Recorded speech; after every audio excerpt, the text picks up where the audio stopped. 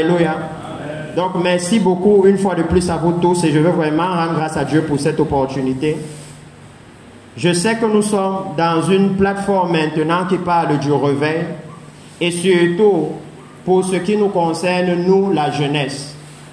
Et d'entrée de jeu, puisque mon hôte m'a libéré, je vais essayer de positionner un peu comment nous allons pouvoir partager, je ne sais seulement pas par rapport au temps que nous avons, mais je pense qu'on va pouvoir me dire et que ça va, le temps qu'on aura va permettre que nous puissions couvrir tout. Parce que je vais vouloir que nous parlions premièrement de la venue du Seigneur, qui est la raison pour laquelle le réveil doit venir maintenant. Alléluia. Pourquoi est-ce que Dieu veut réveiller l'Église? Parce que si nous cherchons un réveil, ça ne peut pas venir de nous. Alléluia. Ça ne peut pas venir de nous. C'est le Seigneur qui veut qu'on se réveille. Pourquoi est-ce qu'il veut qu'on se réveille? Et si nous avons le temps, nous allons voir à l'intérieur de ce réveil pourquoi est-ce que l'Église n'a pas le réveil à cette heure. Alléluia. Parce que je pense que c'est important que nous puissions parler de ça. Afin que si un réveil doit venir dans l'Église, que nous puissions le préserver jusqu'à ce que le Messie vienne. Alléluia. Donc, numéro 1, je veux que nous puissions lire dans le livre de Matthieu, chapitre 25. Matthieu, chapitre 25. Et j'ai cette apparaît parce que je lis dans une version de la Bible qui est la Bible détaillée. C'est une Bible Louis II, mais avec quelques explications ou quelques synonymes des mots. Donc, nous allons lire dans Matthieu, chapitre 25 et directement voir qu'est-ce que la Bible nous dit concernant le réveil. Parce que s'il y a un premier point que j'aimerais que nous puissions partager ensemble, mes précieux frères ici, c'est que le réveil que nous cherchons dans l'Église, le réveil dont nous parlons, concerne le Seigneur Jésus lui-même. Alléluia. Il est au centre de ce réveil. Il est la raison de ce réveil. Et c'est nécessaire pour nous de savoir que quand nous parlons de ce réveil, si nous le manquons, nous allons manquer la venue du Seigneur. Nous allons manquer la raison même pour laquelle nous venons à l'église. Alléluia. Donc je veux que nous lisions ici et que nous voyons les paroles de Jésus lui-même dans le livre de Matthieu chapitre 25. Et je vais lire du verset 1. Oh, quelqu'un va lire? Ou non, je vais lire pour que ça aille vite parce que je ne sais pas combien de temps il y a. Je vais lire du verset 1 au verset 13. La Bible dit ceci. Alors le royaume des cieux sera semblable à 10 vierges qui ayant pris leur lampe, allaient à la rencontre de l'époux. 5 d'entre elles étaient folles, irréfléchies, idiotes et insouciantes, et 5 sages, prévoyantes et pratiques, raisonnables. Les folles, en prenant leur lampe, ne prirent point d'huile additionnelle avec elles, mais les sages prirent avec leur lampe de l'huile dans des vases. Comme l'époux tardait, toutes s'assoupirent et s'endormirent. Au milieu de la nuit, on cria, voici l'époux, allez à sa rencontre. Alléluia. Je veux premièrement bloquer ici pour nous rappeler que si quelqu'un a la Bible avec les paroles de Jésus en rouge, vous allez facilement réaliser que ce que Jésus est en train de leur dire ici, c'est une conversation qui a commencé depuis Matthieu chapitre 24. Alléluia. Facilement dans le Nouveau Testament, dans les évangiles, vous pouvez voir quand Jésus avait fini de prêcher. La plupart du temps, on va vous dire, et Jésus se retira. Alléluia. Vous savez qu'il avait fini de donner le message. Et ça, c'est un message qu'il a commencé à leur donner dans Matthieu chapitre 24 à partir du verset 3 là-bas. Lorsqu'ils vont lui demander les signes de la venue du Messie, les signes de son avènement et les signes de la fin des temps. Alléluia. Et il va commencer à leur parler de guerre et de bruit de guerre, de tremblement de terre. Vous trouvez ça dans Matthieu chapitre 24, Luc chapitre 21, Marc chapitre 13. Le Seigneur Jésus parlant de la même chose et donnant beaucoup plus d'informations. J'amène cela parce que dans ce que je vais partager, c'est nécessaire que nous comprenions que voici l'heure du réveil. Alléluia. Il n'y a pas un autre moment pour le réveil. Parce que quand Jésus a parlé dans Matthieu chapitre 24, il leur a dit, vous verrez des guerres et des bruits de guerre, des tremblements de terre, des famines en divers lieux. Et il a dit, ce sera seulement le commencement des douleurs. Aujourd'hui, nous pouvons voir tout cela aux informations. La guerre au Yémen, la guerre en Ukraine. Si vous lisez les livres comme Luc, vous allez voir le Seigneur Jésus parler d'effusion de sang, de soulèvement. C'est ce que vous voyez aux informations avec Boko Haram, avec l'État islamique. Alléluia. C'est ce que vous voyez même au Cameroun, au nord-ouest et au sud-ouest là-bas. Alléluia. Il a parlé des pestes. C'est ce qu'on voit avec le monde qui passe, le Covid-19. Toutes ces choses-là, ce sont les signes qui nous permettent de déterminer le temps dans lequel nous sommes. Et pourquoi je vous amène ça en gros comme ça? Numéro 1, je souhaite, mes précieux frères et sœurs, que vous sachiez que les signes de la venue du Seigneur passent à la télévision. Si vous regardez la télévision, vous allez voir qu'on va dire au journal qu'il y a l'inflation. Ça veut dire que le prix des denrées a augmenté. Certaines familles ne peuvent plus se nourrir. C'est de ça que Jésus parlait. Même dans le livre d'Apocalypse chapitre 6, quand il dit une mesure de blé pour un denier et 3 mesures d'orge pour un denier. C'est ça que nous sommes en train de vivre de plus en plus, avec le prix du pain qui augmente, n'est-ce pas? Vous et moi, on sait que le pain se fait avec le blé. Donc les signes qui annoncent le temps dans lequel nous sommes, ça passe à la télévision. Le Covid-19 est passé là-bas. Le monkeypox est passé là-bas. Le virus Ebola, c'est à la télévision que nous voyons ces choses arriver. Et la Bible nous dit maintenant que pendant que Jésus leur a annoncé ces événements, il a maintenant pu les amener jusqu'à Matthieu au chapitre 25 et se focaliser maintenant sur sa venue. Et vous voyez ici qu'il y a encore d'autres éléments qui annoncent la venue du Seigneur. D'autres éléments qui vous mettent les caractéristiques de la venue du Seigneur. Par exemple ici, il nous dit qu'avant sa venue, l'Église va s'endormir. Alléluia. C'est nécessaire que nous sachions premièrement que, mes frères, c'est une prophétie. Alléluia. Et les paroles de Jésus doivent s'accomplir. Parce que si nous comprenons cela, à un moment dans ce message, nous allons aussi pouvoir comprendre la position privilégiée là où Dieu nous place maintenant. De pouvoir discuter de ce qui concerne le réveil et la venue du Seigneur. Alléluia. Parce que quand vous voyez maintenant, dans Matthieu chapitre 27, au début, qu'est-ce que Jésus fait? Jésus vous décrit littéralement ce qui va se passer dans les nations. Les guerres, les bruits de guerre, un royaume contre un autre. Alléluia. Ça, c'est ce qui se passe dans toutes les nations. Les soulèvements, les effusions de sang. Dans Matthieu chapitre 25, il se focalise maintenant sur l'Église. Parce que les 10 vierges représentent l'Église. Si vous lisez par exemple, je sais que vous savez, mais j'amène juste quelques écritures pour ceux d'entre nous qui aiment vraiment beaucoup la parole et qui prêchent dans les marchés, pour qu'ils puissent aussi expliquer aux autres. Si vous lisez le livre de 1 Corinthiens, chapitre 11 là-bas, laissez-moi voir ça pour ne pas dire n'importe quoi, pour que nous puissions voir pourquoi est-ce que les vierges dont il parle ici représentent l'Église. Est-ce que j'hésite entre 2 ou 1? Je ne sais pas si c'est 2 ou 1. Oui, 2 Corinthiens chapitre 11. Là où il va dire, si vous pouviez supporter de ma part un peu de folie, car je suis jaloux de vous, d'une jalousie de Dieu, parce que je vous ai fiancé à un seul époux, pour vous présenter à Christ comme une vierge pure. Alléluia. C'est très puissant de voir comment est-ce que la Bible représente l'Église. Quand la Bible parle de l'Église, ils mettent en avant les valeurs de l'Église. Ils mettent en avant la pureté de l'Église. Ils mettent en avant la virginité de l'Église. Alléluia. Ce sont des valeurs puissantes. Parce que ici, vous le voyez directement décrit, l'Église qui va entrer dans le royaume des cieux. L'Église qui va rencontrer le Christ, c'est une vierge pure, sans tache ni ride. Alléluia. Allons pas à pas, parce que moi j'aime commencer par parler un peu de ce jour-là, avant que nous entrions dans la gravité du réveil dont on parle. Parce que quand nous avançons, vous pourrez voir la gravité. Allons dans le livre d'Apocalypse chapitre 19. Notre passage de base, ce sera Matthieu 25. Apocalypse chapitre 19, à partir du verset 6. Et nous allons voir le jour de la venue du Seigneur. Alléluia. Comment est-ce que le ciel se comporte ce jour-là? Et qu'est-ce qu'on peut apprendre de ça? Apocalypse chapitre 19, verset 6. Et dans cette Bible, par exemple, on a mis un titre, le mariage de l'agneau. Alléluia.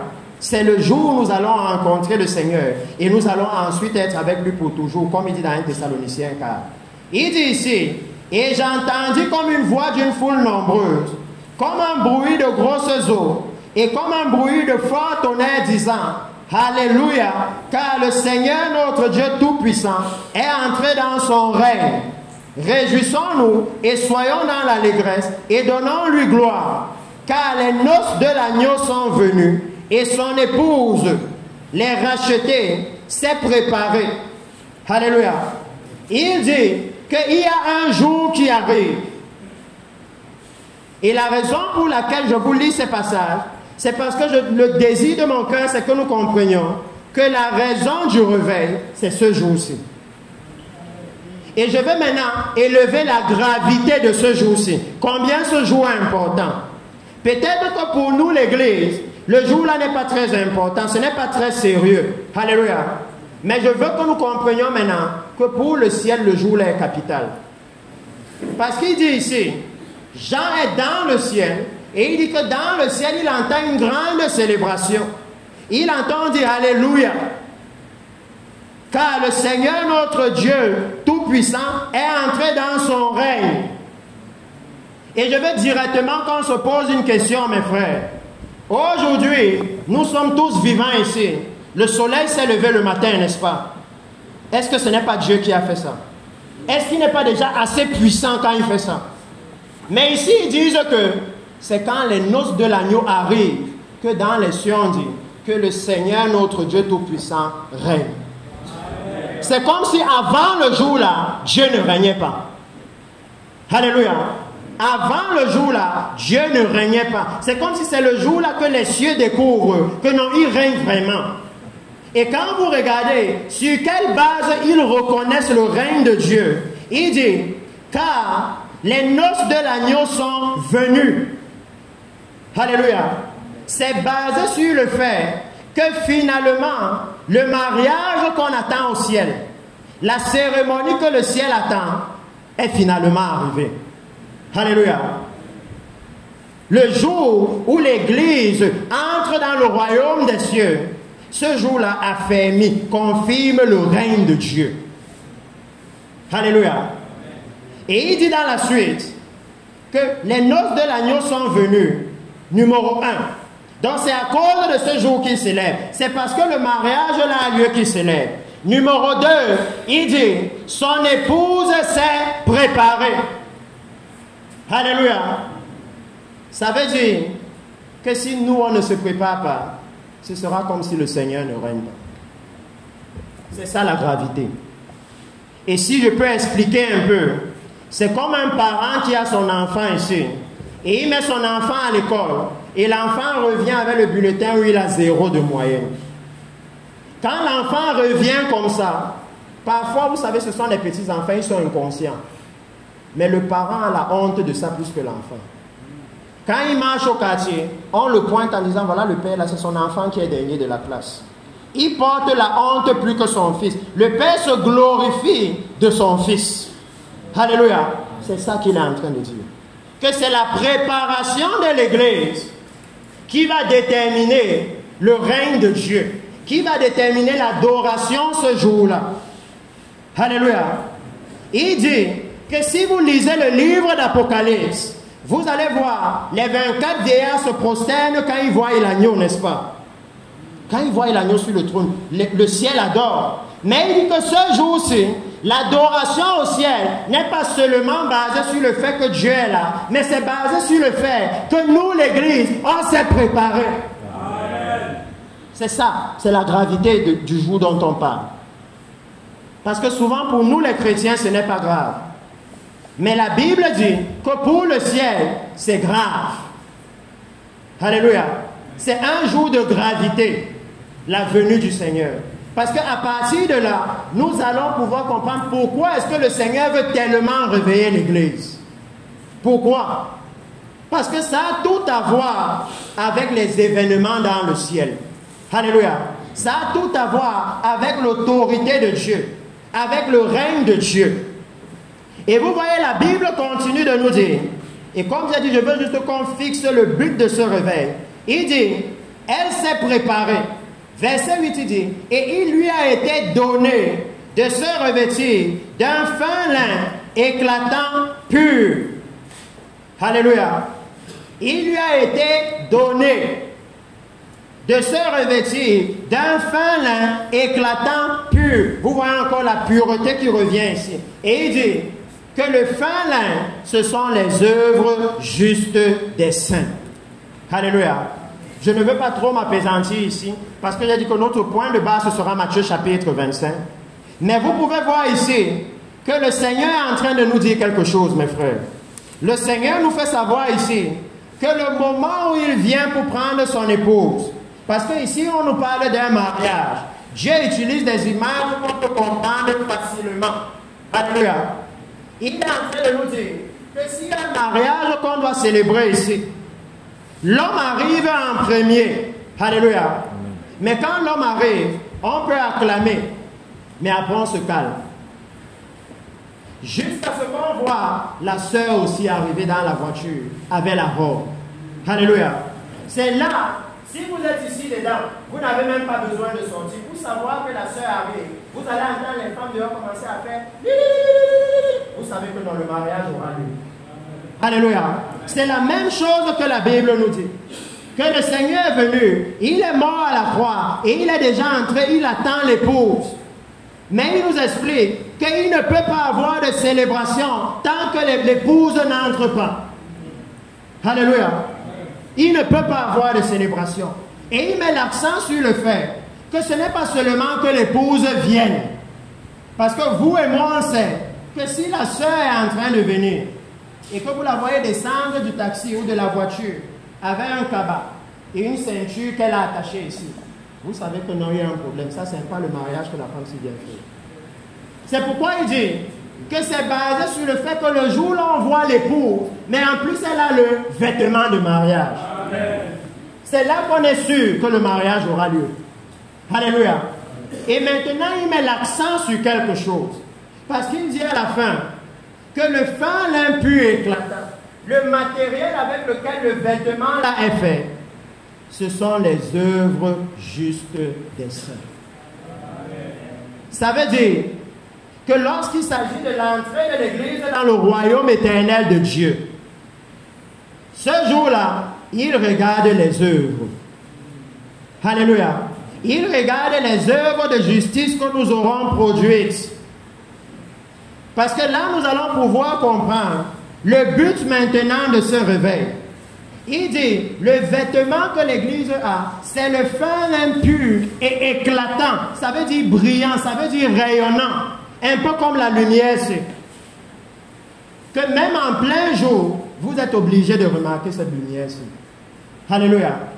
C'est pour ça que les questions que nous devons nous poser maintenant, c'est que si nous voyons que les signes de la venue du Messie sont là, est-ce qu'à cette heure-ci, la justice de l'Église est en train de rayonner aux yeux de tous? Parce que regardez, il dit que ça va tellement briller que depuis le ciel, ils seront capables de voir la justice là briller sur la terre. Est-ce qu'à l'heure-ci, la justice de l'Église est en train de briller? Parce que ça devient ça, la raison pour laquelle Dieu veut réveiller l'Église. Alléluia. Le réveil de l'Église est égal à la préparation de l'Église pour l'entrée dans le royaume de Dieu. Allons dans Matthieu chapitre 25 et prenons maintenant bien ça encore. Parce que je voulais d'abord que nous sachions pourquoi, quelle est la finalité de ce réveil. Parce que si nous disons qu'on veut seulement se réveiller pour être réveillé, on veut être réveillé pour être comme avant, ça va toujours tomber. Parce que même si c'est n'importe qui, Jésus dit qu'il va venir au milieu de la nuit. Alléluia. Vous connaissez quelqu'un que vous réveillez à 2 h du matin. Vous lui dites, mon frère, ma soeur, réveille-toi. Elle se réveille. Si vous ne lui donnez rien à faire, qu'est-ce qu'elle va faire? Elle se rendort. C'est ça le problème. C'est que s'il n'y a pas d'objectif, on va se rendormir. Mais si l'objectif du Seigneur est là, si on sait pourquoi on doit se réveiller, alors parce qu'on sera actif, on ne va plus s'endormir. Même dans les veillées de prière que nous avons à l'église, Vous voyez un frère qui il est déjà fatigué, il dort. Alléluia. Vous le réveillez parce qu'il n'est pas focalisé sur le message. 5 minutes après, il se rendort. Alléluia. C'est pourquoi l'Église a besoin de savoir pourquoi le réveil. Alléluia. Et quand on comprend, maintenant, vous et moi, on peut commencer à voir la gravité de ce réveil. Pourquoi ce réveil est indispensable? Parce que dans Matthieu chapitre 25, nous pouvons maintenant repartir là-bas. Je voulais utiliser tout ça pour qu'on ait le même background. Dans Matthieu chapitre 25, la Bible nous dit maintenant ceci, sachant maintenant pourquoi est-ce que l'époux vient. Il dit, le royaume des cieux sera semblable à 10 vierges qui, ayant pris leur lampe, allaient à la rencontre de l'époux.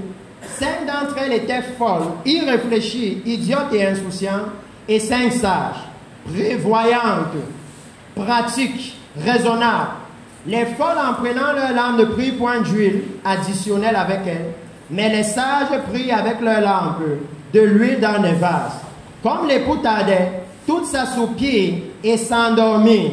Au milieu de la nuit, on cria, voici l'époux. Merci beaucoup, mon frère. Voici l'époux. Alléluia. Allez à sa rencontre. Mes frères, est-ce que vous et moi, on voit la même chose? Le message, le seul message qui peut réveiller l'Église, c'est voici l'époux. Allez à sa rencontre. On n'est pas venu leur dire, Dieu est bon. On n'est pas venu leur dire, oh viens Jésus, tu auras le visa, tu auras le bébé, le Canada, je ne sais pas quoi. On est venu leur dire, voici l'époux, allez à sa rencontre. C'est pour ça que j'ai voulu qu'on fixe d'abord le jour là. Comme ça, on peut maintenant comprendre la gravité de ce jour par rapport au réveil. Et directement à partir de là, nous pouvons commencer à voir quel est le problème avec le réveil. Que le moment où voici l'époux aller à sa rencontre a disparu de l'église, l'église doit s'endormir. Que c'est là-bas le problème. Le moment où le message là s'est perdu, alors l'église va s'endormir. Pourquoi? Parce que dès le commencement, et pour moi mon commencement est différent. Mon commencement, c'est le commencement de Actes des Apôtres. Alléluia. J'invite l'église à ce que, s'il vous plaît, mes frères, prenons la référence dans la Bible. Alléluia. Prenons la référence là-bas. Dès le commencement, le message de la venue du Messie a été déjà prêché. Le livre de 1 Thessaloniciens, chapitre 1. Dès le début, le message de la venue du Messie était là. C'est ça qui réglait leur comportement. C'est ça qui réglait leur façon d'agir. C'est pourquoi une fois que nous le mettons dehors, c'est fini. 1 Thessaloniciens, chapitre 1, il dit ceci. Je vais lire à partir du verset même 7 ou 6, disons 6.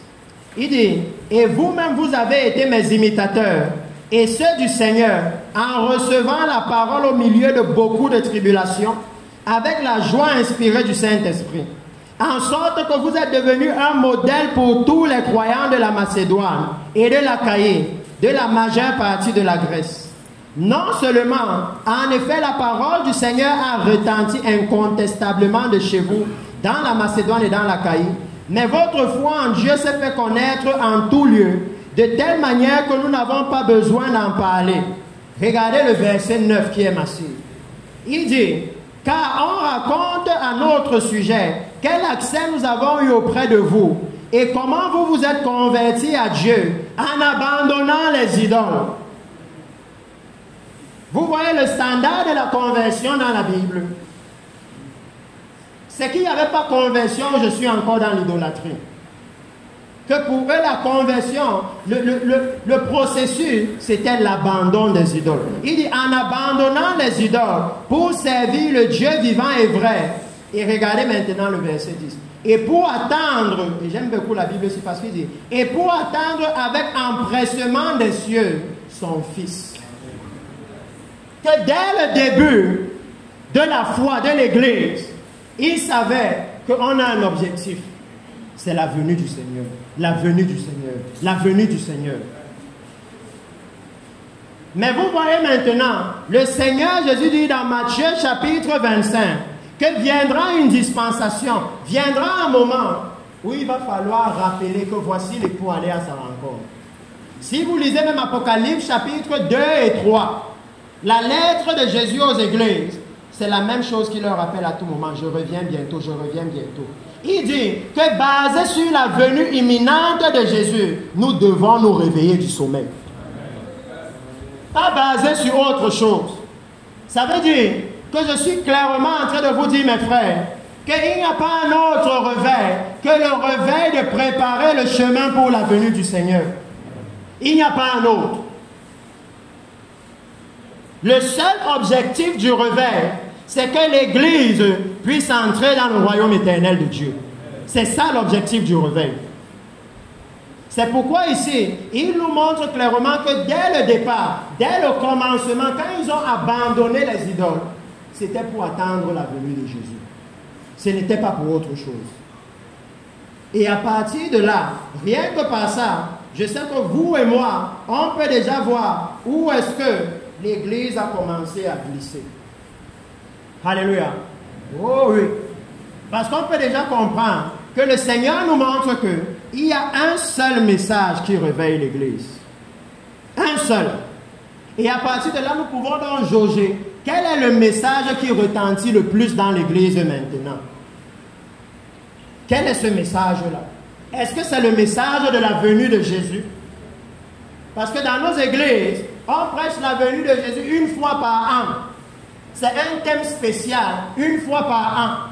Pour un événement, on te dit que ça peut avoir lieu n'importe quand. Vous vous rappelez de ça une fois par an. Dans tout le reste des 364 autres jours, s'il vient, il ne va pas nous trouver prêts. Pour quelque chose qu'on te dit, que même aujourd'hui, ça peut avoir lieu. Demain, ça peut avoir lieu. Donc ici, nous pouvons clairement voir comment la Bible nous montre les voies du réveil. Le message doit changer si nous voulons voir le réveil. Alléluia. Le message ne peut plus être le visa pour le Canada, le visa pour la France. Le message doit devenir le visa pour le royaume éternel. Amen. Le message doit changer.